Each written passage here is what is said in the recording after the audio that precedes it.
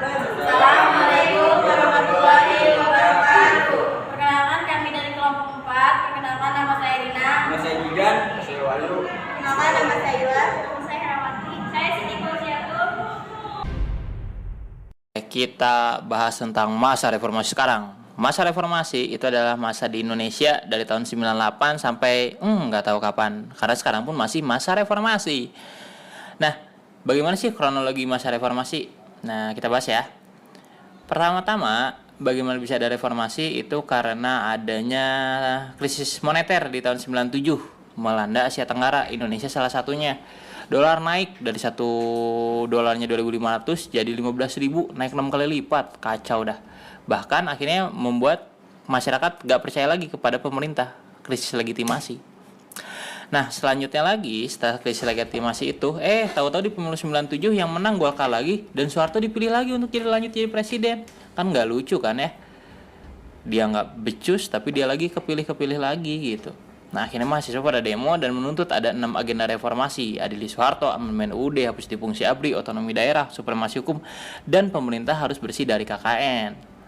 Nah, dari 6 agenda reformasi itu mahasiswa demo di mana-mana. Dan akhirnya terjadi tragedi Trisakti tanggal 12 Mei 1998. 4 mahasiswa Trisakti meninggal: Ella Mulia Lesmana, Hafidin Royan, Hendriawansi, Heri Hartanto meninggal. Dari sana demo makin besar. Bahkan 12 sampai 13 Mei 98 terjadi kerusuhan dan penjarahan di kota-kota besar di Indonesia.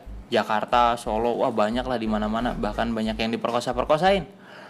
Nah, kemudian tanggal 18 sampai 20 Mei 98 gedung DPR MPR diduduki oleh para mahasiswa. Benar-benar diduduki, dikuasai semuanya sama mahasiswa. Dan akhirnya hari yang ditunggu terjadi. 21 Mei 98 pukul 9:05 Soeharto mengundurkan diri dan dia diganti oleh wakil presidennya. Siapa? Yaitu Habibie. Nah, jadi setelah digantikannya Soeharto oleh Habibie, oleh Pak Presiden B.J. Habibie, maka Indonesia masuklah ke masa reformasi dan ini adalah presiden-presiden masa reformasi.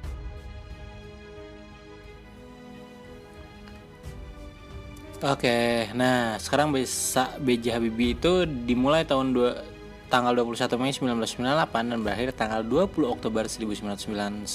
Sebentar saja, hanya setahun 5 bulan. Nah, Habibie ini dia kan menggantikan Pak Soeharto. Nah, kemudian ada juga yang menilai tidak konstitusional nih, karena berdasarkan pasal 9 Undang-Undang Dasar 1945, presiden itu harusnya bersumpah di hadapan MPR DPR, sedangkan Pak Habibie ini dia bersumpahnya di istana pada saat itu. Kok bisa di istana sih? Ya karena pada saat itu kan gedung MPR DPR-nya dikuasai mahasiswa. Nah, kemudian apa saja kebijakan yang dilakukan oleh B.J. Habibie? B.J. Habibie dia melakukan kebijakan antara lain yang pertama dia membentuk kabinet dulu ya. Kabinetnya namanya Reformasi Pembangunan. Kemudian juga dia menetapkan Undang-Undang Nomor 9 Tahun 98 tentang kemerdekaan menyampaikan pendapat di muka umum. Jadi boleh nih kita menyampaikan pendapat di muka umum, tidak kayak pas zaman Pak Harto, nggak boleh. Nah, kemudian menetapkan 12 ketetapan MPR dan ada 4 ketetapan yang mencerminkan jawaban dari tuntutan reformasi. Ya diantaranya kan tentang pembatasan masa jabatan presiden gitu. Dan juga amandemen dan lain sebagainya. Nah, kemudian selain itu apalagi nih kebijakan dari Pak Habibie ini? Dia membebaskan para tahanan politik masa Orde Baru. Ada Mochtar Papahan, Budiman Sujatmiko, banyak lah ya. Nah, kemudian juga dia melakukan restrukturisasi dan rekapitulasi perbankan melalui pembentukan BPPN, Badan Perbankan Nasional. Nah, kemudian juga menaikkan nilai tukar rupiah hingga akhirnya dolar itu yang asalnya sampai 15.000 bisa turun di bawah 10.000 saja. Nah, selanjutnya ada mengadakan jajak pendapat atau referendum bagi orang Timur Timur untuk memilih merdeka atau masih tetap menjadi bagian dari Indonesia, dan hasilnya mereka kan memilih untuk merdeka ya, orang Timur Timur ini lepas akhirnya dari Indonesia. Dan gara-gara lepasnya Timur Timur ini dianggap sebagai kejelekannya Pak Habibie. Dan akhirnya Pak Habibie tidak boleh lagi mencalonkan jadi presiden pada saat itu. Nah, tapi paling hebatnya adalah ketika dia melaksanakan pemilu tanggal 7 Juni 1999, pesertanya ada 48 partai, bahkan yang daftar ada 141 partai. Nah, hasilnya yang menang PDI juara 1, Golkar juara 2, PKB juara 3, P3 juara 4, dan PAN juara ke-5. Nah, selanjutnya adalah zaman Gus Dur atau masa Abdurrahman Wahid, 20 Oktober 1999 sampai 23 Juli 2001, setahun 9 bulan saja.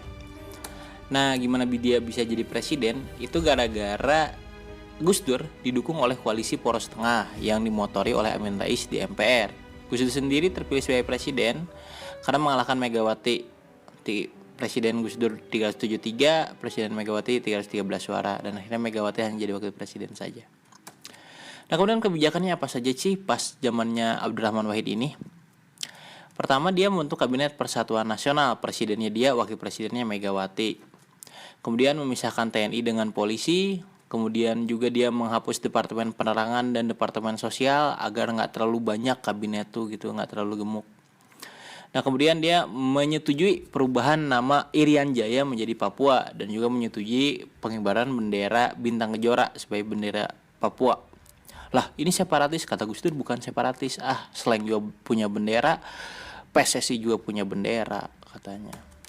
Nah, lanjut lagi adalah memberlakukan Dekret Presiden 23 Juli 2001 yang berisi pembubaran MPR DPR, mengembalikan kedaulatan ke tangan rakyat dan mempercepat pemilu, dan membukukan Partai Golkar. Tapi ini ternyata Dekret Presidennya ditolak sama Angkatan Perang kita ya. Nah, kemudian dia menggalakkan toleransi nih, paling keren lah Gus Dur pada saat itu ya.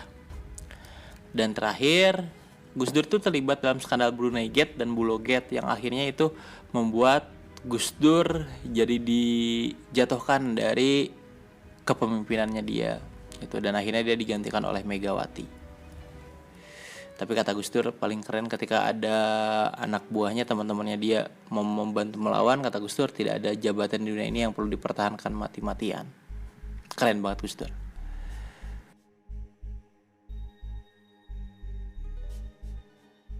Oke, selanjutnya masa Megawati ya. Dia dari tanggal 23 Juli 2001 sampai 20 Oktober 2004, 3 tahun 3 bulan saja. Jadi nggak sampai beres 5 bulan. Nah, kenapa dia bisa jadi presiden? Ya karena menggantikan Abdurrahman Wahid atau Gus Dur ya, yang dilengsarkan oleh MPR. Megawati sebelumnya adalah sebagai wakil presidennya Gus Dur. Nah, apa saja kebijakan dari Ibu Mega ini? Dia pertama bentuk dulu kabinet, namanya Kabinet Gotong Royong. Kemudian membentuk KPK nih, keren dia nih, gara-gara dialah akhirnya KPK bisa berdiri. Kemudian privatisasi BUMN, dianggap noda hitamnya Ibu Mega nih, karena dia jual-jualin BUMN, salah satunya Indosat, Telkomsel gitu. Nah, kemudian juga menunda pembayaran utang dan mengakhiri kerjasama dengan IMF. Kemudian dia memberikan otonomi khusus untuk Aceh dan Papua. Nah, selanjutnya dia pun yang menaikkan pendapatan per kapita Indonesia nih. Kemudian adalah pelaksanaan pemilu 2004 yang diikuti oleh 24 parpol. Nah, dari 24 parpol ini dilakukan tanggal 5 April 2004, dimenangkan oleh Partai Golkar, dan Pilpres secara langsung pertama kali adalah pas zamannya Ibu Mega ini. Nah, dilakukannya 2 putaran 1 5 Juli 2004. Ada 5 pasang calon, ada Wiranto dan Salahuddin Wahid dari Golkar, Amin Rais Wono dari PAN, Hamzahas Agung Gumelar dari P3, SBJK dari Partai Demokrat, Mega Hasyim Mujadi dari PDIP. Dan yang menang adalah ya di putaran kedua, karena kan gak ada yang 50% tadi. Yang menangnya adalah SBJK, padahal SBJK itu dulu adalah menteri-menterinya dari Ibu Mega. Jadi Ibu Mega dikalahkan oleh pembantunya sendiri. Seperti itu ya. Dan akhirnya Indonesia punya presiden yang baru, namanya SBY.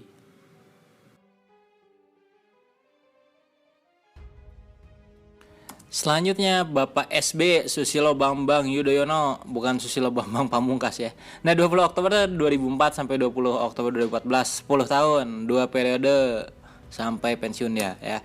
Nah, dia jadi presiden karena memenangkan pemilihan presiden secara langsung yang pertama kali dilakukan di Indonesia dengan mengalahkan pasangan Megawati dan Hasyim Muzadi. Nah, 2 kali dia mengalahkan Bu Mega ya, Pak SBY ini. Nah, apa saja kebijakan yang dia lakukan?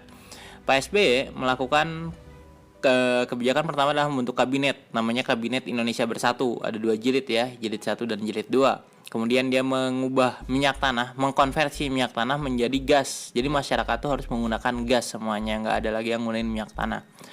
Nah, kemudian dana pendidikan dinaikkan jadi 200% dari APBD. PTN. Ya makanya sekolah-sekolah kan yang 9 tahun lah ya minimalnya itu pada gratis. Kalau di Jakarta atau daerah-daerah lain yang sampai SMA gratis itu lebih bagus. Nah kemudian juga dia membuat kesepakatan perdamaian antara RI dengan gerakan Aceh Merdeka dan juga melunasi hutang terhadap IMF dengan 2 tahap dan mengganti subsidi kenaikan BBM dengan BLT dengan dana langsung tunai, bantuan langsung tunai, dan juga BLSM, bantuan langsung sementara masyarakat, bukan balsem ya. Nah kemudian selanjutnya dia melakukan juga bailout Bank Senturi, jadi ngasih dana talangan buat Bank Senturi, bank yang bangkrut tapi nantinya jadi dianggap sebagai hal yang salah, maksudnya yang salah bagaimana jadinya skandal lah itu ya, sampai sekarang belum selesai. Nah kemudian pemilu legislatif dilakukan tanggal 9 April 2009 diikuti 34 partai nasional dan 6 parpol lokal Aceh. Jadi pertama kalinya ada parpol lokal adalah pas zamannya si SBY ini. Hasilnya yang juara pertama adalah partainya SBY, Demokrat. Dan kemudian dilakukan Pilpres yang kedua 8 Juli 2009 dan kandidatnya Mega dan Prabowo, JK Wiranto dan juga SBY Budiono yang akhirnya memenangkan pemilihannya. Nah selanjutnya ada pemilu 2014. Di pemilu 2014 ini SBY nggak ikutan lagi nih, partainya doang yang ikut. Nah yang menang partainya adalah PDIP, ada 12 parpol ikutannya, 3 parpol Aceh. Yang juaranya PDIP, Demokrat sendiri tersisih jadi juara 4 yang asalnya juara 1. SBY nggak ikutan di Pilpresnya, Pilpres 9 Juli 2014, kandidatnya ada 2, ada Prabowo dan Hatta Rajasa nomor urut 1, dan ada Joko Widodo, Yusuf Kala, dan yang menang adalah pendatang baru yaitu Joko Widodo dan Yusuf Kala sebagai pemenang. Disitulah kita mulai lagi punya presiden yang sipil, SBY kan asalnya militer.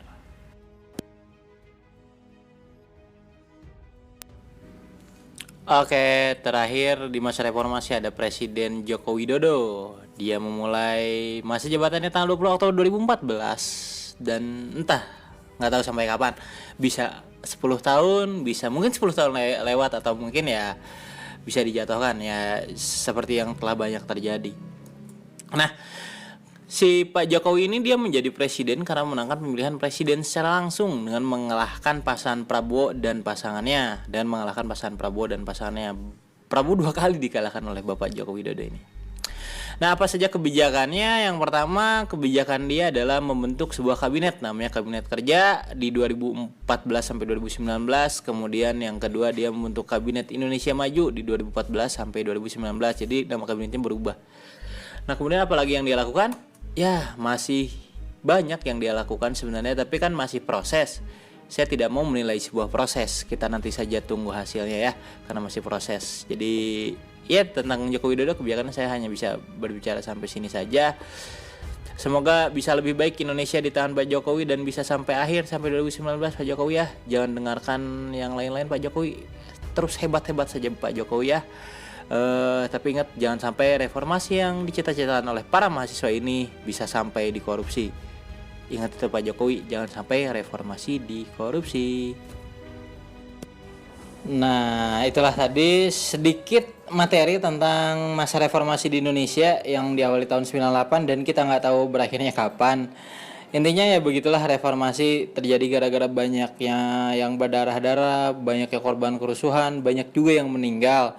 Nah makanya sekarang kita lagi ada di masa reformasi, kita harus manfaatkan reformasi ini, manfaatkan kebebasan bersuara ini. Nah untuk presiden yang lagi memimpin, pokoknya intinya jangan sampailah reformasi itu dikorupsi. Semoga terus bisa berjalan dengan baik Bapak Jokowi. Dan terakhir, kalian jangan lupa subscribe ya. Subscriber saya segini-gini aja nih, yang nontonnya juga gini-gini aja ya. Makasih semuanya. Assalamualaikum warahmatullahi wabarakatuh. Semoga ilmunya bermanfaat. Amin ya Allah ya Rabbal Alamin.